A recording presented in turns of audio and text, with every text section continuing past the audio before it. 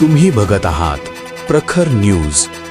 प्रत्येक क्षण, प्रत्येक घडामोड तुमच्या सोबत. नाशिक जिल्ह्यात अतिवृष्टीचा इशारा देण्यात आलाय. 7 जुलै रोजी सप्तशृंगी गड भाविकांसाठी दर्शनासाठी बंद ठेवण्याचा निर्णय प्रशासनाने घेतलाय. भाविकांच्या सुरक्षतेच्या दृष्टीने हा निर्णय घेण्यात आल्याचं प्रशासनाच्या वतीनं सांगण्यात येतंय. कळवण पोलीस प्रशासनानं आपत्ती व्यवस्थापनासाठी विशेष तयारी केली आहे. लाईफ जॉकेट, स्ट्रेचर दोर, प्रथम उपचार किट यासह बचाव साहित्य सज्ज ठेवण्यात आलंय. तसेच आपत्कालीन परिस्थितीसाठी कुशल पोहणाऱ्यांनाही सतर्क राहण्याचं आवाहन करण्यात आलंय. प्रशासनाने भाविकांना उद्या सप्तशृंगी गडकडे येण्यास टाळावे असे आवाहन केले, तर इतर अफवांवर विश्वास ठेवू नये आणि प्रशासनानं दिलेल्या सूचनांचं पालन करावे असे आवाहन करण्यात आले. प्रखर न्यूजसाठी दीपक बागुल, कळवण. उद्या जे आपत्कालीन सांगितलेले मंत्री महोदयांनी त्या संदर्भात आपल्याकडून काय उपाययोजना केलेल्या आहेत? जय हिंद.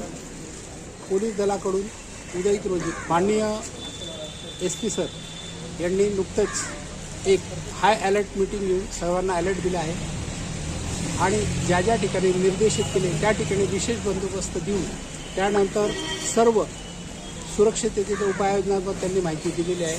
त्यानंतर एक किट पोलीस स्टेशनला त्यांनी दिलेलं आहे. त्यामध्ये फ्लोटिंग जॅकेट्स आहेत, त्यानंतर सक्शन पंप आहे, एखाद्याला पाण्यातून आल्यानंतर जो बाहेर काढल्यावर राहते पाणी काढण्यासाठी, त्यानंतर टॉर्चेस आहेत, त्यानंतर रोप्स आहेत. त्या रोपच्या साहाय्याने एखाद्या ठिकाणी जर लोक अडकलेले असतील तर तिथून त्यांना त्या रोपला धरून काढता येईल. अशा अनेक उपाययोजना केलेल्या. आणि मित्रांनो, विशेष करून जिल्ह्यातील पर्यटन स्थळापैकी सप्तशृंगी गड आणि देवस्थान हे उद्या रोजी बंद आहे. मार्कंडेश्वर डोंगर या ठिकाणी कोणी जाण्याचा प्रयत्न करू नये. एक्स्ट्रा पोलीस कुमक आहे.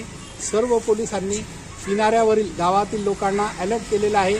तरी पण पोलीस पाटील, गावातील समाजसेवक आणि विशेष करून ज्यांना पोहता येतं अशा तरुणांनी जास्तीत जास्त प्रमाणामध्ये आम्हाला माझ्या नंबरवरती वेळेवरती मदत करण्यासाठी नावे पाठवावीत असं मी सगळ्यांना नाशिक पोलीस ग्रामीणचे पोलीस अधीक्षक साहेबांच्या वतीने विनंती करतो. जय हिंद, जय महाराष्ट्र. बुडला आणि त्याला जर आपलं वाचवायचं असेल तर मग त्याच्या तोंडातलं पाणी कसं काढायचं, त्याला श्वास कसा द्यायचा, त्यामुळे जखमा झाली असेल तर मेडिसिन कोणती वापरायची, हे आपल्याला शासनाकडनं आपल्या ऑफिसकडनं आपल्याला काही मेडिकल किट्स प्रोव्हाइड झाले. त्याचा आपला उपयोग करता उद्या. हँड ग्लोव्ज दिले, नंतर पायाचे हे दिले, बूट्स दिले, आणि गळ कसं तर आपल्याला जायचं असेल तर आपल्याकडे हेल्मेट दिले, दोट दिले. नंतर आपल्याकडे स्ट्रेचर उपलब्ध आहेत. म्हणजे आपल्या पोलीस स्टेशनला आपत्तीच्या अनुषंगाने ज्या पण काही वस्तू अवेलेबल आहेत ते माननीय PI साहेबांनी तुम्हाला सांगितलं आहे.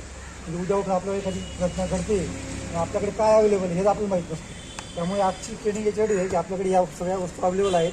आपल्याकडे प्राथमिक मेडिकल किट पण आहे, वाचवासाठी जे साहित्य लागतं ते पण आहे, आणि त्या साहित्याचा आपला जीव वाचून आपण दुसऱ्याचा जीव कसा वाचू शकतो याबाबत बी आपला PI साहेबांनी आता मार्गदर्शन केलं आहे. तर उद्याच्या दिवसाने आपण अलर्ट आहोत आणि हे दाखवण्यासाठी आणि तुम्हाला या गोष्टी सांगण्यासाठी माननीय PI साहेबांनी तुम्हाला या सगळ्या गोष्टींचं माहिती सांगितलेली आहे.